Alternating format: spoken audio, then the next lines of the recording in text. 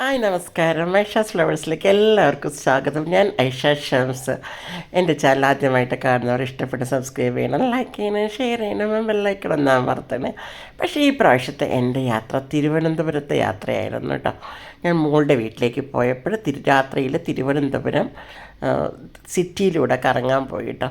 അപ്പോൾ എൻ്റെ മനസ്സിൽ എപ്പോഴും ഞാൻ സ്കൂൾ പഠിക്കുന്ന കാലത്തേ ഉണ്ട് നമ്മുടെ ശ്രീ അനന്ത പത്മനാഭസ്വാമി ക്ഷേത്രത്തിനെക്കുറിച്ച്, നിയമസഭാ മന്ദിരത്തിനെക്കുറിച്ചൊക്കെ നമ്മൾക്കൊരു ഒന്നിങ്ങനെ പഠിക്കാനുണ്ടല്ലോ. അന്നേ എനിക്ക് ഭയങ്കര ആഗ്രഹം ട്രിവാൻഡ്രം കാണാൻ.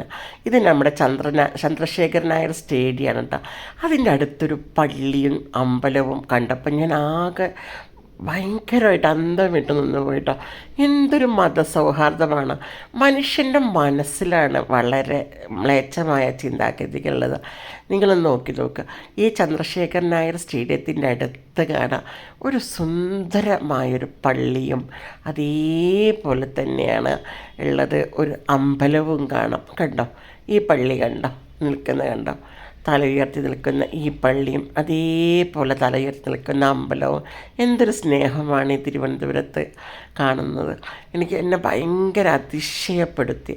അതേപോലെ തന്നെയാണ് നമ്മുടെ തിരുവനന്തപുരം സിറ്റിയിലൂടെ യാത്ര ചെയ്യുമ്പോൾ ട്രാഫിക്കിനും ഒന്നും ഒരു ബഹളമോ ഒന്നുമില്ല. ആൾക്കാരൊക്കെ നല്ല നീറ്റായിട്ടാണ്.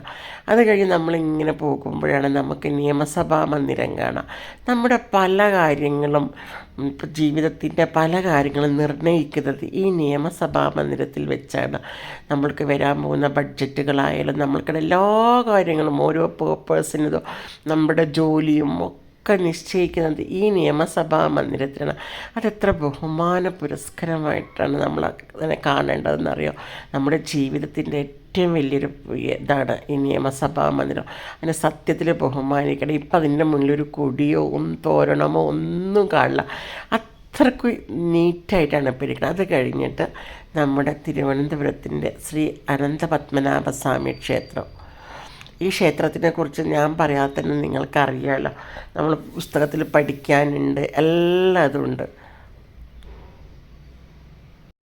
തിരുവനന്തപുരത്തിൻ്റെ ഹൃദയഭാഗത്ത് സ്ഥിതി ചെയ്യുന്ന ഈ മഹാക്ഷേത്രം കേവലം ഒരു ആരാധനാലയം മാത്രമല്ല, ദ്രാവിഡ കേരളീയ വാസ്തുവിദ്യയുടെ വിസ്മയകരമായൊരു പ്രതിരൂപം കൂടിയാണ്. ആ 7 നില ഗോപുരവും 1000-കാൽ മണ്ഡപത്തിൻ്റെ ഗാംഭീര്യവും അനന്തശയന മുദ്രയിലുള്ള പത്മനാഭസ്വാമിയുടെ രൂപവും ഏതൊരാളിലും വലിയൊരു ഭക്തിയും അത്ഭുതവും നിറയ്ക്കും.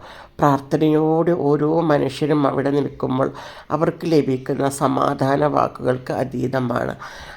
ഒരുപാട് ജനങ്ങൾ അവിടെ വിഷമത്തോടു കൂടി പോകുന്നതാണ്. പിന്നെ തിരിച്ചു വരുമ്പോൾ അവരുടെ മുഖത്ത് എന്തൊരു നല്ല ചിരിയായിട്ടാണ് അവർ വരുന്നത്.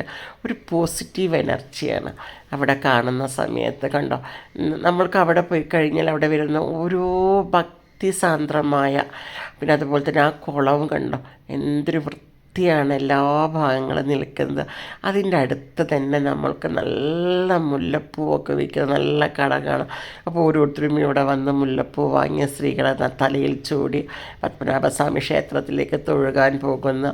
അത് കഴിഞ്ഞിട്ട് ഈ കവാടത്തിലൂടെ നമുക്ക് ആ സൈഡിലോട്ട് വേണമെങ്കിൽ പോവാം, ഇപ്പുറത്തോട്ട് വേണമെങ്കിലൊക്കെ പോവാം. നമുക്ക് എല്ലാവരും ഒന്ന് തിരുവനന്തപുരം പോകുമ്പോൾ കാണേണ്ട ഒരുപാട് കാര്യങ്ങളുണ്ട്.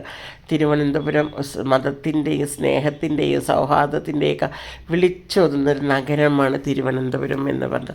എനിക്ക് തന്നെ ഭയങ്കര അതിശയമായിപ്പോയി തിരുവനന്തപുരം കാണുമ്പോൾ. നിയമസഭാ മന്ദിരം, അതുപോലെ തന്നെ അനന്ത പത്മനാഭസ്വാമി ക്ഷേത്രം, അങ്ങനെ പല പല കാര്യങ്ങൾ നമുക്ക് പഠിക്കാനുണ്ട്. എല്ലാവരും തിരുവനന്തപുരം പോകുമ്പോൾ ഇങ്ങനെ യാത്ര ചെയ്യുക. Okay, bye, thank U.